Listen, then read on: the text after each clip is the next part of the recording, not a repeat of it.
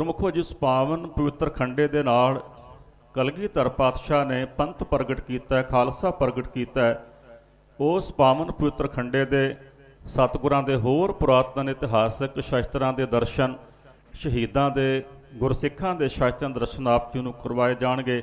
ਸ਼ਾਸਤਰ ਦਰਸ਼ਨ ਕਰਨ ਤੋਂ ਪਹਿਲਾਂ ਸਾਰੀ ਸੰਗਤ ਮਨ ਬਿਰਤੀ ਇਕਾਗਰ ਕਰਕੇ ਇੱਕ ਵਾਰ ਜਪੋ ਜੀ, ਸਤਨਾਮ ਸ੍ਰੀ ਵਾਹਿਗੁਰੂ। ਬੋਲੇ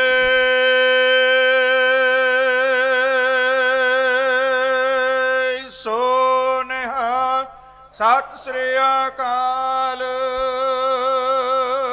ਗੁਰ ਸੰਗਤ ਜੀ, ਭਾਈ ਸਾਹਿਬ ਜੀ ਦੇ ਸੱਜੇ ਹੱਥ ਵਿੱਚ ਹੈ ਉਹ ਪਾਵਨ ਪਵਿੱਤਰ ਦੋ ਧਾਰਾ ਸਰਬਲੋਹ ਦਾ ਫੌਲਾਦੀ ਖੰਡਾ, ਜਿਸ ਖੰਡੇ ਦੇ ਨਾਲ ਦਸ਼ਮੇਸ਼ ਪਿਤਾ ਜੀ ਨੇ 30 ਮਾਰਚ 1699 ਦੀ ਵਿਸਾਖੀ ਵਾਲੇ ਦਿਨ ਖਾਲਸਾ ਪ੍ਰਗਟ ਕੀਤਾ।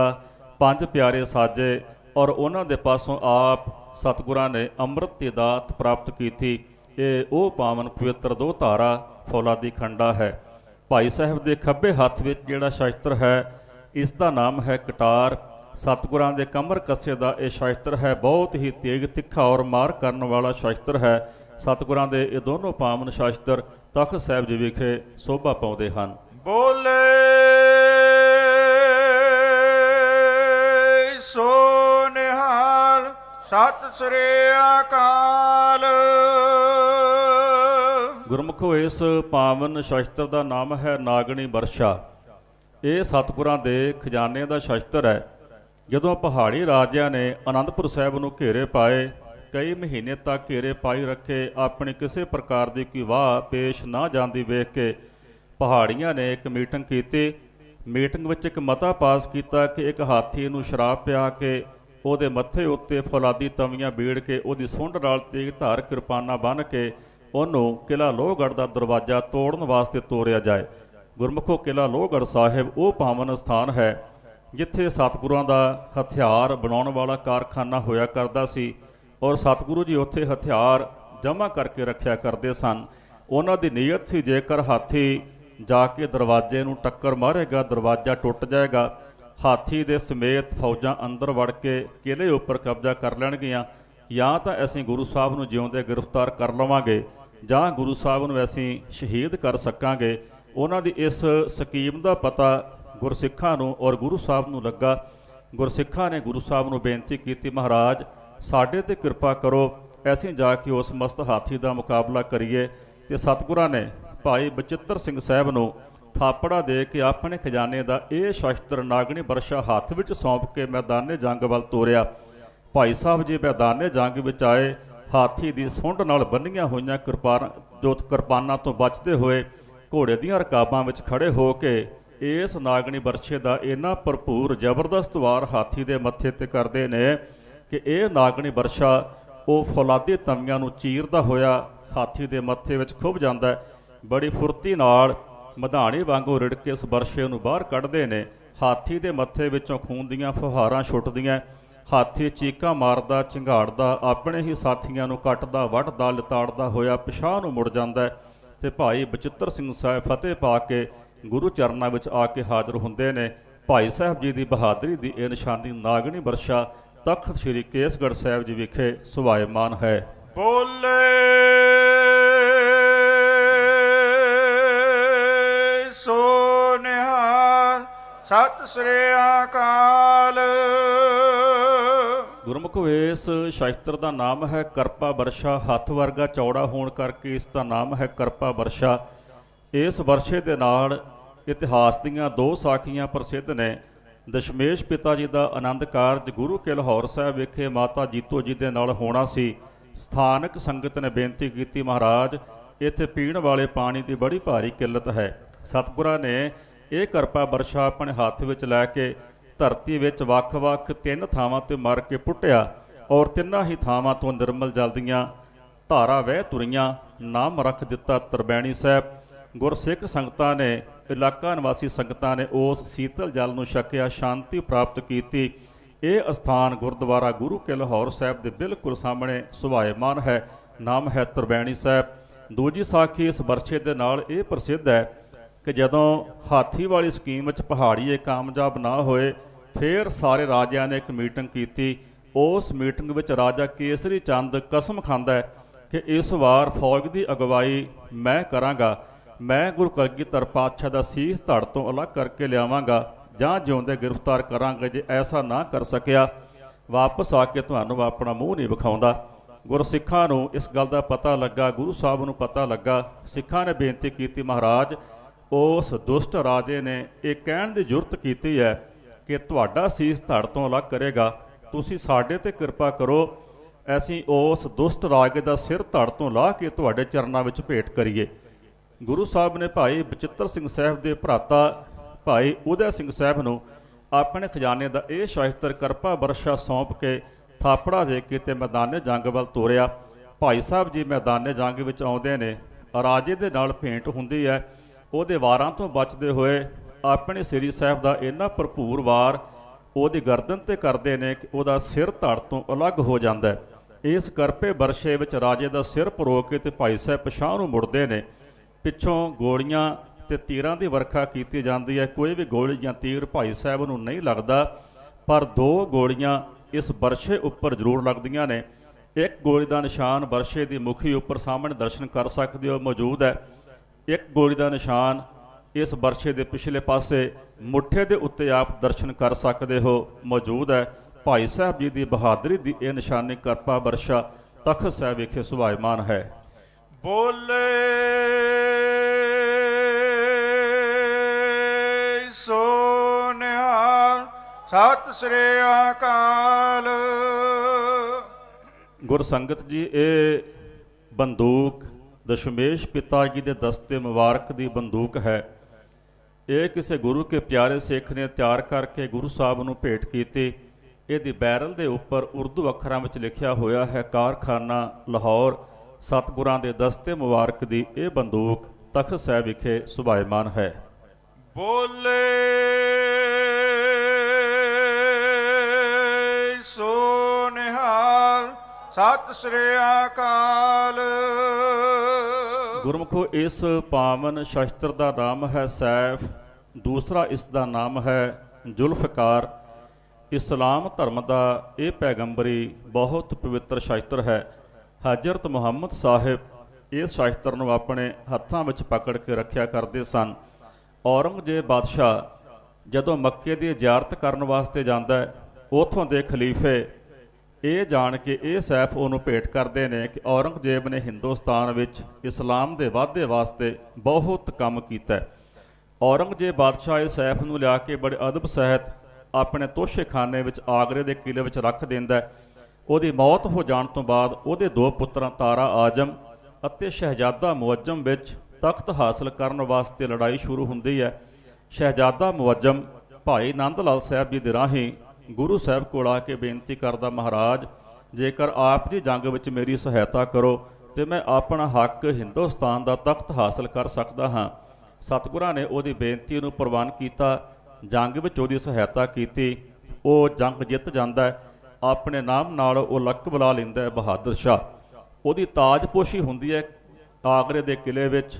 ਆਪਣੇ ਤਾਜਪੋਸ਼ੀ ਸਮਾਗਮ ਵਿੱਚ ਜਿੱਥੇ ਹੋਰ ਰਾਜੇ ਮਹਾਰਾਜੇ ਪੀਰ ਫਕੀਰ ਸੱਦਾ ਹੈ, ਉੱਥੇ ਬੜੇ ਅਦਬ ਸਹਿਤ ਗੁਰੂ ਸਾਹਿਬ ਨੂੰ ਬੇਨਤੀ ਕਰਦਾ, ਮਹਾਰਾਜ ਆਪ ਜੀ ਦੀ ਕਿਰਪਾ ਸਦਕਾ ਮੈਂ ਹਿੰਦੁਸਤਾਨ ਦਾ ਤਖਤ ਹਾਸਲ ਕਰ ਸਕਿਆ ਹਾਂ। ਮੇਰੇ ਤਾਜਪੋਸ਼ੀ ਸਮਾਗਮ ਵਿੱਚ ਆਪ ਜੀ ਜ਼ਰੂਰ ਆਓ। ਸਤਿਗੁਰੂ ਉਹਦੀ ਬੇਨਤੀ ਪ੍ਰਵਾਨ ਕਰਕੇ ਉੱਥੇ ਜਾਂਦੇ ਨੇ। ਬੜੇ ਅਦਬ ਸਹਿਤ ਉੱਚੀ ਥਾਂ ਤੇ ਸਤਿਗੁਰਾਂ ਨੂੰ ਬਿਠਾਉਂਦਾ। ਸਮਾਗਮ ਤੋਂ ਬਾਅਦ ਗੁਰੂ ਸਾਹਿਬ ਨੂੰ ਕਿਤੇ ਹੋਰ ਕੀਮਤੀ ਵਸਤੂਆਂ ਭੇਟ ਕਰਦਾ। ਉੱਥੇ ਆਪਣਾ ਇਹ ਪੈਗੰਬਰੀ ਸ਼ਾਸਤਰ ਗੁਰੂ ਸਾਹਿਬ ਨੂੰ ਇਹ ਕਹਿ ਕੇ ਭੇਟ ਕਰਦਾ ਕਿ ਮਹਾਰਾਜ ਇਹ ਇਸਲਾਮ ਧਰਮ ਦਾ ਪੈਗੰਬਰੀ ਸ਼ਾਸਤਰ ਹੈ। ਹਜ਼ਰਤ ਮੁਹੰਮਦ ਸਾਹਿਬ ਇਸ ਸ਼ਾਸਤਰ ਨੂੰ ਆਪਣੇ ਹੱਥਾਂ ਵਿੱਚ ਪਕੜਿਆ ਕਰਦੇ ਸਨ। ਆਪ ਜੀ ਕਬੂਲ ਫਰਮਾਓ, ਕਿਉਂਕਿ ਇਸ ਵੇਲੇ ਸੰਸਾਰ ਵਿੱਚ ਤੁਹਾਡੇ ਤੋਂ ਵੱਡਾ ਹੋਰ ਕੋਈ ਪੈਗੰਬਰ ਨਹੀਂ। ਸਤਿਗੁਰਾਂ ਨੇ ਉਹਦੀ ਦਿੱਤੀ ਹੋਈ ਭੇਟ ਨੂੰ ਪ੍ਰਵਾਨ ਕੀਤਾ, ਕਬੂਲ ਕੀਤਾ। ਉਦੋਂ ਤੋਂ ਇਹ ਸੈਫ ਖਾਲਸਾ ਪੰਥ ਦੇ ਪਾਸ ਹੈ ਔਰ ਤਖਤ ਸਾਹਿਬ ਵਿਖੇ ਬਹੁਤ ਅਦਬ ਸਹਿਤ ਬਿਰਾਜਮਾਨ ਕੀਤੀ ਹੋਈ ਹੈ। ਇਹਦੇ ਉੱਪਰ ਕੁਰਾਨ ਦੀਆਂ ਕੁਝ ਆਇਤਾਂ ਲਿਖੀਆਂ ਹੋਈਆਂ ਨੇ ਔਰ ਇਸਲਾਮ ਧਰਮ ਦਾ ਚੰਦ ਅਤੇ ਤਾਰੇ ਦਾ ਨਿਸ਼ਾਨ ਇਸ ਸੈਫ ਦੇ ਉੱਪਰ ਮੌਜੂਦ ਹੈ। ਬੋਲੇ ਸੋ ਨਿਹਾਲ, ਸਤਿ ਸ੍ਰੀ ਅਕਾਲ। ਗੁਰੂ ਸਵਾਰਿਓ, ਇਹ ਦੋਨੋਂ ਸ਼ਸਤਰ ਗੁਰੂ ਸਾਹਿਬ ਦੇ ਕਮਰ ਕੱਸੇ ਦੇ ਸ਼ਸਤਰ ਨੇ। ਸੱਜੇ ਹੱਥ ਵਾਲੇ ਸ਼ਸਤਰ ਦਾ ਨਾਮ ਹੈ ਸ਼ਮਸ਼ੀਰੇ ਤੇਗ। ਦੁਸ਼ਮਣ ਜੰਗ ਵਿੱਚ ਆਪਣੇ ਸਰੀਰ ਉੱਪਰ ਲੋਹੇ ਦੀਆਂ ਤਾਰਾਂ ਦਾ ਬਣਿਆ ਹੋਇਆ ਕੋਟ, ਜਿਸ ਨੂੰ ਆਪਾਂ ਸੰਜੋਗ ਆਖਦੇ ਹਾਂ, ਉਹ ਪਹਿਨ ਕੇ ਰੱਖਦਾ ਹੈ। ਸਤਿਗੁਰੂ ਜੀ ਇਸ ਸ਼ਮਸ਼ੀਰੇ ਤੇਗ ਨਾਲ ਦੁਸ਼ਮਣ ਦੇ ਸਰੀਰ ਉੱਪਰ ਪੁਰਜ਼ੋਰ ਵਾਰ ਕਰਦੇ। ਇਹ ਸ਼ਮਸ਼ੀਰੇ ਤੇਗ ਲੋਹੇ ਦੀਆਂ ਤਾਰਾਂ ਨੂੰ ਕੱਟ ਕੇ ਦੁਸ਼ਮਣ ਦੇ ਅੰਦਰ ਧੱਸ ਕੇ ਤੇ ਉਹਨੂੰ ਸਦਾ ਦੀ ਨੀਂਦ ਸੁਆਂਦਿਆ ਕਰਦੀ ਸੀ। ਇਸ ਦਾ ਨਾਮ ਹੈ ਸ਼ਮਸ਼ੀਰੇ ਤੇਗ। ਭਾਈ ਸਾਹਿਬ ਦੇ ਖੱਬੇ ਹੱਥ ਵਿੱਚ ਜਿਹੜਾ ਸ਼ਸਤਰ ਹੈ, ਇਸ ਦਾ ਨਾਮ ਹੈ ਦਾਹੇ ਅਹਨੀ।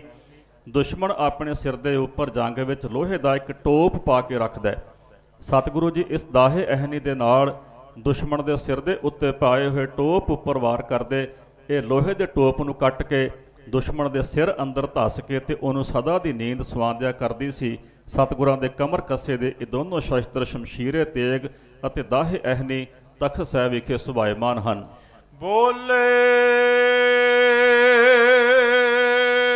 ਸੋ ਨਿਹਾਲ, ਸਤਿ ਸ੍ਰੀ ਅਕਾਲ। ਗੁਰ ਸੰਗਤ ਜੀ, ਭਾਈ ਸਾਹਿਬ ਜੀ ਦੇ ਸੱਜੇ ਹੱਥ ਵਿੱਚ ਜਿਹੜਾ ਸ਼ਸਤਰ ਹੈ, ਇਸ ਦਾ ਨਾਮ ਹੈ ਚੱਕਰ। ਇਹ ਕਿਸੇ ਗੁਰੂ ਕੇ ਪਿਆਰੇ ਸਿੱਖ ਨੇ ਤਿਆਰ ਕਰਕੇ ਇਸ ਦੇ ਉੱਪਰ ਸਤਿਗੁਰਾਂ ਦੀ ਪਾਵਨ ਬਾਣੀ ਜਪਜੀ ਸਾਹਿਬ ਜੀ ਦੀਆਂ 22 ਪੌੜੀਆਂ ਉੱਕਰ ਕੇ ਗੁਰੂ ਸਾਹਿਬ ਜੀ ਨੂੰ ਭੇਟ ਕੀਤਾ। ਸਤਿਗੁਰਾਂ ਨੇ ਗੁਰਬਾਣੀ ਔਰ ਸ਼ਸਤਰ ਦਾ ਸਨਮਾਨ ਕਰਦਿਆਂ ਹੋਇਆਂ ਇਸ ਚੱਕਰ ਨੂੰ ਆਪਣੇ ਸੀਸ ਉੱਪਰ ਸਜਾਏ ਹੋਏ ਦੁਮਾਲੇ ਉੱਤੇ ਸਜਾਉਣਾ ਕੀਤਾ, ਜੋ ਸਾਨੂੰ ਸਾਰਿਆਂ ਨੂੰ ਇਹ ਸਿੱਖਿਆ ਦਿੰਦਾ ਹੈ ਕਿ ਹਰ ਇੱਕ ਸਿੱਖ ਵਾਸਤੇ ਗੁਰਬਾਣੀ ਔਰ ਸ਼ਸਤਰ ਦਾ ਸਨਮਾਨ ਕਰਨਾ ਕਿੰਨਾ ਜ਼ਰੂਰੀ ਹੈ। ਗੁਰੂ ਹਰਿਰਾਏ ਸਾਹਿਬ ਜੀ ਮਹਾਰਾਜ ਕਿਰਪਾ ਕਰਦੇ ਹਨ, ਜਿਨ ਭੈ ਅਦਬ ਨ ਬਾਣੀ ਧਾਰਾ, ਜਾਣੋ ਸੋ ਸਿੱਖ ਨਾਹੇ ਹਮਾਰਾ। ਸਤਿਗੁਰਾਂ ਦਾ ਇਹ ਪਾਵਨ ਸ਼ਸਤਰ ਚੱਕਰ ਤਖਤ ਸਾਹਿਬ ਵਿਖੇ ਸੋਭਾ ਪਾਉਂਦਾ। ਭਾਈ ਸਾਹਿਬ ਜੀ ਦੇ ਖੱਬੇ ਹੱਥ ਵਿੱਚ ਜਿਹੜਾ ਸ਼ਸਤਰ ਹੈ, ਇਸ ਦਾ ਨਾਮ ਹੈ ਢਾਲ। ਗੈਂਡੇ ਦੀ ਖਲ ਦੀ ਬਣੀ ਹੋਈ ਹੈ। 350 ਸਾਲ ਤੋਂ ਜ਼ਿਆਦਾ ਇਹ ਢਾਲ ਪੁਰਾਣੀ ਹੈ, ਅੱਜ ਵੀ ਬਹੁਤ ਵਧੀਆ ਹਾਲਤ ਵਿੱਚ ਹੈ। ਉਸ ਵੇਲੇ ਦਾ ਕੋਈ ਵੀ ਵਾਰ, ਕੋਈ ਵੀ ਹਥਿਆਰ ਇਸ ਢਾਲ ਉੱਪਰ ਕੱਟ ਨਹੀਂ ਸੀ ਕਰ ਸਕਦਾ। ਇਹ ਦੋਨੋਂ ਸ਼ਸਤਰ ਚੱਕਰ ਔਰ ਢਾਲ ਤਖਤ ਸਾਹਿਬ ਵਿਖੇ ਸੁਭਾਇਮਾਨ ਹਨ। ਬੋਲੇ ਸੋ ਨਿਹਾਲ, ਸਤਿ ਸ੍ਰੀ ਅਕਾਲ। ਗੁਰਮੁਖੋ, ਇਹ ਦੋਨੋਂ ਸ਼ਸਤਰ ਬਰਸ਼ਾ ਔਰ ਬਰਸ਼ੀ। ਸੱਜੇ ਹੱਥ ਵਾਲਾ ਸ਼ਸਤਰ ਹੈ ਬਰਸ਼ਾ, ਖੱਬੇ ਹੱਥ ਵਾਲਾ ਸ਼ਸਤਰ ਹੈ ਬਰਸ਼ੀ। ਇਹ ਦਸ਼ਮੇਸ਼ ਪਿਤਾ ਜੀ ਦੇ ਹਨ। ਸੱਜੇ ਹੱਥ ਵਾਲਾ ਸ਼ਸਤਰ ਬਰਸ਼ਾ ਹਾਥੀ ਉੱਤੇ ਅਸਵਾਰ ਹੋ ਕੇ ਜੰਗ ਵਿੱਚ ਵਰਤਿਆ ਜਾਂਦਾ ਹੈ, ਔਰ ਖੱਬੇ ਹੱਥ ਵਾਲਾ ਸ਼ਸਤਰ ਘੋੜੇ ਤੇ ਅਸਵਾਰ ਹੋ ਕੇ ਜੰਗ ਵਿੱਚ ਵਰਤਿਆ ਜਾਂਦਾ ਹੈ, ਔਰ ਆਪਣੇ ਹੱਥੋਂ ਚਲਾ ਕੇ ਵੀ ਦੁਸ਼ਮਣ ਦੇ ਉੱਤੇ ਵਾਰ ਕੀਤਾ ਜਾ ਸਕਦਾ ਹੈ। ਇਹ ਦੋਨੋਂ ਸ਼ਸਤਰ ਬਰਸ਼ਾ ਅਤੇ ਬਰਸ਼ੀ ਦਸ਼ਮੇਸ਼ ਪਿਤਾ ਜੀ ਦੇ ਹਨ ਔਰ ਤਖਤ ਸਾਹਿਬ ਵਿਖੇ ਸੁਭਾਇਮਾਨ ਹਨ। ਬੋਲੇ ਸੋ ਨਿਹਾਲ, ਸਤਿ ਸ੍ਰੀ ਅਕਾਲ। मेरी सदा को दबाना तो मुमकिन है, बदलते ज़माने की रफ्तार कौन रोकेगा। फसीलो आतशो अहं बहुत बुलंद से हयात की ललकार कौन रोकेगा। मेरे ख्यालों की परवाज़ को रोकने वालों, हर गोबिंद की तलवार कौन रोकेगा। गुरमुखो, ये पावन तेगा मेरी पीरी दे मालक गुरु हरगोबिंद साहब जी महाराज दा। सतगुरां ने श्री अकाल तख्त साहब की रचना की। तखत ते सुभायमान हो के मेरे अते पीरी दियां 2 किरपानां धारण कीतियां और समुची सिख कौम नूं शस्त्रधारी होण दे हुक्मनामे जारी कीते, जिस तो सानूं ये सिੱਖਿਆ ਲੈਣੀ ਚਾਹੀਦੀ है कि हर एक सिख वास्ते शस्त्रधारी होना कितना कुछ जरूरी है। उस वक्त ते महान ब्रह्म ज्ञानी आद सिख सिੱਖੀ ਦੇ ਕੁਤਬੀ ਸਤਾਰੇ बाबा बुढ़ा साहब जी वर्गे महापुरुषां ने भी अपने गात्रे किरपान धारण की, जिस तो सानू सिक्ख्या मिलती है कि हर एक सिख वास्ते शस्त्रधारी होना कितना जरूरी है। दशमेश पिता जी का बचन है, बिना तेग के संग नरंग भेड़ जानो, गहे कान तां को किते लै सिधानो। यह मोर आग्या सुन हो रे प्यारे, बिना तेग के संग न देऊं दिदारे। जब हमरे दर्शन को आवो, कारे स्नान तन शस्त्र सजावो। शस्त्र तो बिना ते केसां तो बिना सिख भेड़ दी न्याई है। गहे कान तां को किते लै सिधानो। ਜਿਹੜੇ ਪਾਸੇ ਮਰਜ਼ੀ ਕੋ ਕੰਨੋਂ ਫੜ ਕੇ ਲੈ ਜਾਏ ਉਹ ਸਿੱਖ ਭੇਡ ਵਰਗਾ, ਜਿਹੜਾ ਕੇਸਾਂ ਨੂੰ ਧਾਰਨ ਨਹੀਂ ਕਰਦਾ ਔਰ ਸ਼ਸਤਰ ਧਾਰਨ ਨਹੀਂ ਕਰਦਾ। ਸੋ ਸਾਨੂੰ ਸਭ ਨੂੰ ਕੇਸਾਧਾਰੀ ਹੋਣਾ ਚਾਹੀਦਾ ਹੈ, ਅੰਮ੍ਰਿਤਧਾਰੀ ਹੋਣਾ ਚਾਹੀਦਾ ਹੈ, ਸ਼ਸਤਰਧਾਰੀ ਹੋਣਾ ਚਾਹੀਦਾ ਹੈ, ਕਿਉਂਕਿ ਗੁਰੂ ਸਾਹਿਬ ਦਾ ਬਚਨ ਹੈ, ਪ੍ਰਥਮ ਰਹਿਤੀ ਹਜਾਨ ਖੰਡੇ ਕੀ ਪਾਹੁਲ ਛਕੈ, ਸੋਈ ਸਿੰਘ ਪ੍ਰਧਾਨ ਅਵਰਨਾ ਪਾਹੁਲ ਜੋ ਲੈ। ਸਿੱਖ ਦੀ ਸਭ ਤੋਂ ਪਹਿਲੀ ਰਹਿਤ ਖੰਡੇ ਬਾਟੇ ਦਾ ਅੰਮ੍ਰਿਤ ਛਕਣਾ, ਬਾਕੀ ਦੀਆਂ ਰਹਿਤਾਂ ਉਸ ਤੋਂ ਬਾਅਦ ਵਿੱਚ ਸ਼ੁਰੂ ਹੁੰਦੀਆਂ ਹਨ। ਮੇਰੇ ਪੀਰ ਦੇ ਮਾਲਕ ਦੀ ਇਹ ਪਾਵਨ ਨਿਸ਼ਾਨੀ ਤੇਗਾ ਤਖਤ ਸਾਹਿਬ ਵਿਖੇ ਸ਼ੋਭਾ ਪਾਉਂਦਾ ਹੈ। ਬੋਲੇ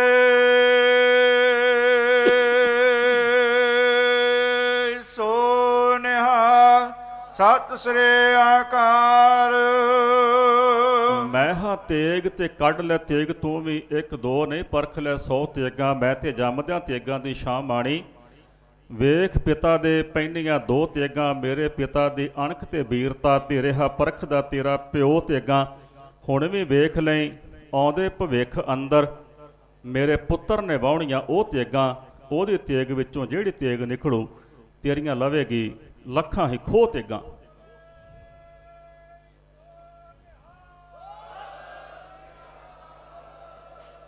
ਭਾਈ ਸਾਹਿਬ ਜੀ ਦੇ ਸੱਜੇ ਹੱਥ ਵਿੱਚ ਜਿਹੜੀ ਸ੍ਰੀ ਸਾਹਿਬ ਹੈ, ਇਹ 9ਵੇਂ ਪਾਤਸ਼ਾਹ ਗੁਰੂ ਤੇਗ ਬਹਾਦਰ ਸਾਹਿਬ ਜੀ ਮਹਾਰਾਜ ਦੀ ਹੈ। 9ਵੇਂ ਪਾਤਸ਼ਾਹ ਗੁਰੂ ਤੇਗ ਬਹਾਦਰ ਸਾਹਿਬ ਜੀ ਮਹਾਰਾਜ ਨੇ ਆਪਣੇ ਪਿਤਾ ਗੁਰਦੇਵ ਮੇਰੇ ਪੀਰ ਦੇ ਮਾਲਕ ਗੁਰੂ ਹਰਗੋਬਿੰਦ ਸਾਹਿਬ ਜੀ ਮਹਾਰਾਜ ਦੇ ਨਾਲ ਸਹਾਇਤਾ ਕਰਦਿਆਂ ਹੋਇਆਂ ਕਰਤਾਰਪੁਰ ਦੀ ਜੰਗ ਲੜੀ। ਵੀਰਤਾ ਵੇਖ ਕੇ, ਸੂਰਮਤਾਈ ਵੇਖ ਕੇ ਮੇਰੇ ਪੀਰ ਦੇ ਮਾਲਕ ਨੇ ਲਕਬ ਦੇ ਦਿੱਤਾ ਤੇਗ ਬਹਾਦਰ। ਇਹ ਸ੍ਰੀ ਸਾਹਿਬ ਦੇ ਉੱਪਰ ਲਿਖਿਆ ਹੋਇਆ ਹੈ, ਸਤਿ ਸ਼੍ਰੀ ਅਕਾਲ ਤੇਗ ਬਹਾਦਰ ਸੰਮਤ 1713। ਭਾਈ ਸਾਹਿਬ ਜੀ ਦੇ ਖੱਬੇ ਹੱਥ ਵਿੱਚ ਜਿਹੜੀ ਸ੍ਰੀ ਸਾਹਿਬ ਹੈ, ਇਹ ਦਸ਼ਮੇਸ਼ ਪਿਤਾ ਜੀ ਦੇ ਗਾਤਰੇ ਦੀ ਸ੍ਰੀ ਸਾਹਿਬ ਹੈ। ਇਹਦੇ ਉੱਪਰ ਲਿਖਿਆ ਹੋਇਆ ਹੈ, ਸ੍ਰੀ ਭਗਵਤੀ ਜੀ ਸਹਾਏ ਗੁਰੂ ਗੋਬਿੰਦ ਸਿੰਘ ਪਾਤਸ਼ਾਹੀ 10। ਦੂਜੇ ਪਾਸੇ ਵੀ ਲਿਖਿਆ ਹੋਇਆ ਹੈ ਪਾਤਸ਼ਾਹੀ 10। ਇਹ ਦੋਨੋਂ ਸ੍ਰੀ ਸਾਹਿਬ 9ਵੇਂ ਪਾਤਸ਼ਾਹ ਗੁਰੂ ਤੇਗ ਬਹਾਦਰ ਸਾਹਿਬ ਦੀ ਔਰ 10ਵੇਂ ਪਾਤਸ਼ਾਹ ਧੰਨ ਗੁਰੂ ਗੋਬਿੰਦ ਸਿੰਘ ਸਾਹਿਬ ਜੀ ਮਹਾਰਾਜ ਦੀ ਗਾਤਰੇ ਦੀ ਸ੍ਰੀ ਸਾਹਿਬ ਤਖਤ ਸਾਹਿਬ ਵਿਖੇ ਸੁਭਾਇਮਾਨ ਹੈ। ਬੋਲੇ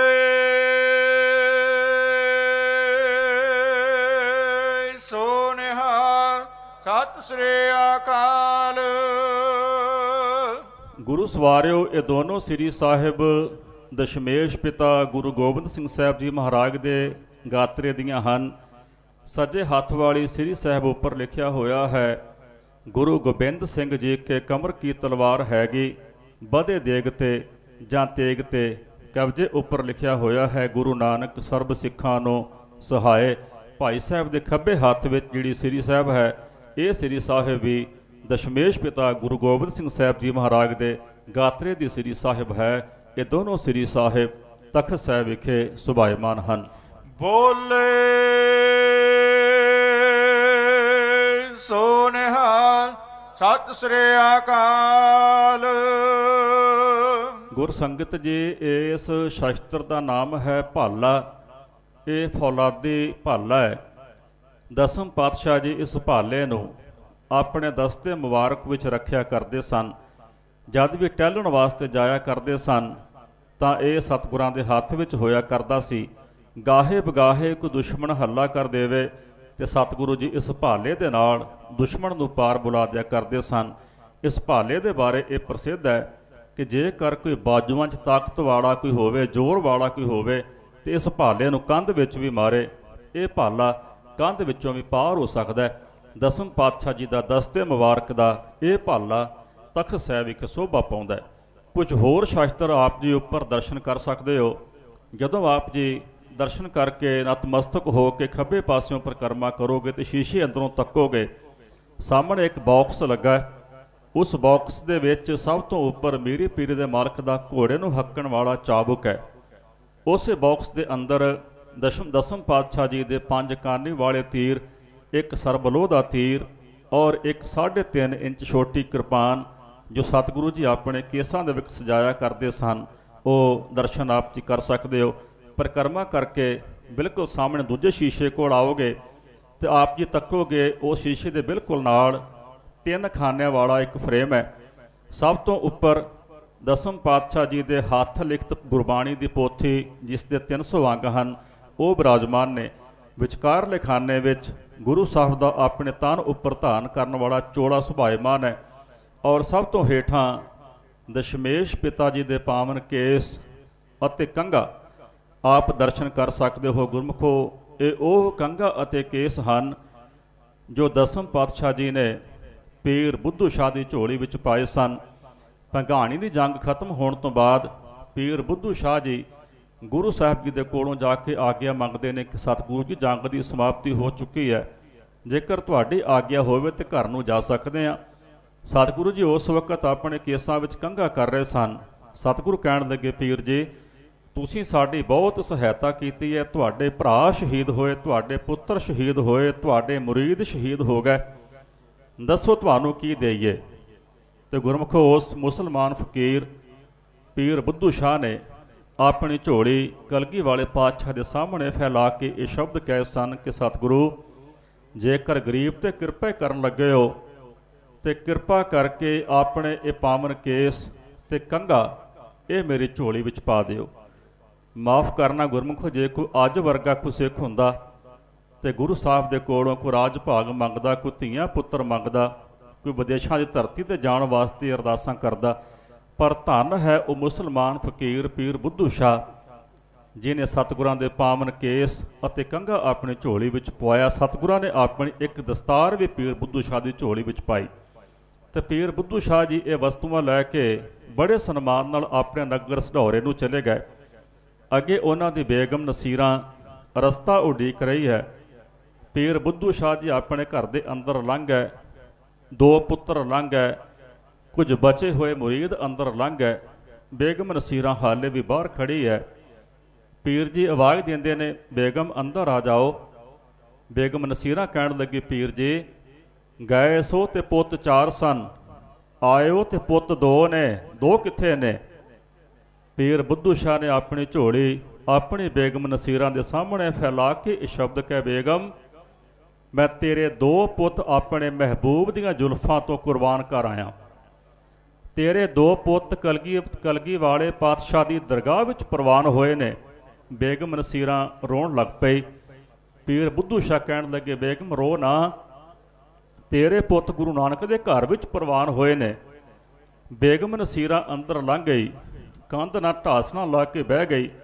ਉਂਗਲਾ ਆਇਆ, ਸੁਪਨੇ ਵਿੱਚ ਕਲਗੀਧਰ ਪਾਤਸ਼ਾਹ ਹਾਜ਼ਰ ਹੋ ਕੇ ਕਹਿੰਦੇ ਨੇ, ਬੇਟਾ ਰੋ ਨਾ, ਤੇਰੇ ਪੁੱਤ ਸਾਡੇ ਘਰ ਵਿੱਚ ਪ੍ਰਵਾਨ ਹੋਏ ਨੇ। ਜਾਗ ਆਈ ਤੇ ਬੇਗਮ ਨਸੀਰਾਂ ਫੇਰ ਰੋਣ ਲੱਗ ਪਈ। ਪੀਰ ਬੁੱਧੂ ਸ਼ਾਹ ਫੇਰ ਕਹਿਣ ਲੱਗੇ, ਬੇਗਮ ਰੋ ਨਾ, ਤੇਰੇ ਪੁੱਤ ਕਲਗੀਧਰ ਪਾਤਸ਼ਾਹ ਦੇ ਚਰਨਾਂ ਵਿੱਚ ਪ੍ਰਵਾਨ ਹੋਏ ਨੇ। ਬੇਗਮ ਨਸੀਰਾਂ ਕਹਿਣ ਲੱਗੀ, ਪੀਰ ਜੀ, ਮੈਂ ਇਸ ਕਰਕੇ ਨਹੀਂ ਰੋਂਦੀ ਕਿ ਮੇਰੇ ਪੁੱਤ ਸ਼ਹੀਦ ਕਰਵਾਏ ਹੋ, ਮੈਂ ਤੇ ਇਸ ਕਰਕੇ ਰੋਂਦੀ ਹਾਂ ਜਿਹੜੇ 2 ਬਚੇ ਨੇ ਇਹ ਵੀ ਸ਼ਹੀਦ ਕਰਵਾ ਦਿੰਦੇ ਹੋ, ਮੇਰੇ ਇਹ 2 ਪੁੱਤ ਵੀ ਕਲਗੀਧਰ ਪਾਤਸ਼ਾਹ ਦੇ ਘਰ ਪ੍ਰਵਾਨ ਹੋ ਜਾਂਦੇ।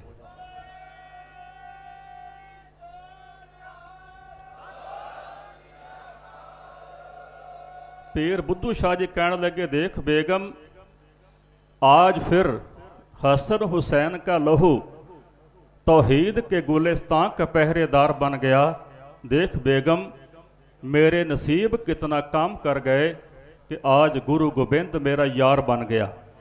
कहते मैं अपने पुत कुर्बान करके ते कलगीधर पातशाह दे कोलों उहदियां जुल्फां अपनी झोली विच पवा के ते कलगीधर पातशाह दे नाल गुरु गोबिंद सिंह दे नाल मैं मित्रताई पाई है। गुरमुखो ये केस सानू भी सिक्ख्या देते हैं कि एक मुसलमान फकीर जिन्हें अपने पुत कुर्बान करके ते कलगीधर पातशाह दे पावन केस अपनी झोली विच पवाए सन और अज गुरसंगत जी आप केस कढ़ते आए हो। होले महल्ले का पावन त्यौहार है और ये पावन त्यौहार कलगीधर पातशाह ने अपने प्यारे खालसे नूं बख्शिश कीता और सतगुरां दे बचन सन कि जदों खालसा पंथ होले महल्ले ते आनंदपुर साहिब एकत्र होया करेगा उस खालसे दे विच असीं आप हाज़र होया करांगे।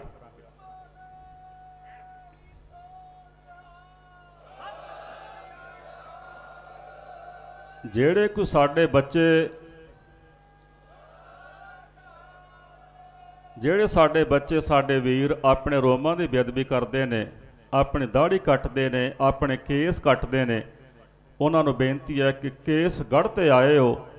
ਗੁਰਮੁਖੋ ਸਤਿਗੁਰਾਂ ਨੇ ਇਸ ਤਖਤ ਦਾ ਨਾਮ ਕੇਸਗੜ੍ਹ ਰੱਖਿਆ, ਕੋਈ ਕਿਰਪਾਨ ਗੜ੍ਹ ਜਾਂ ਕੰਘਾ ਗੜ੍ਹ, ਕੜਾ ਗੜ੍ਹ ਨਹੀਂ ਰੱਖਿਆ। ਕੇਸਗੜ੍ਹ ਇਸ ਕਰਕੇ ਰੱਖਿਆ ਕਿ ਕੇਸ ਸਿਰਮੌਰ ਨੇ ਔਰ ਕੇਸ ਗੁਰੂ ਦੀ ਮੋਹਰ ਹੈ।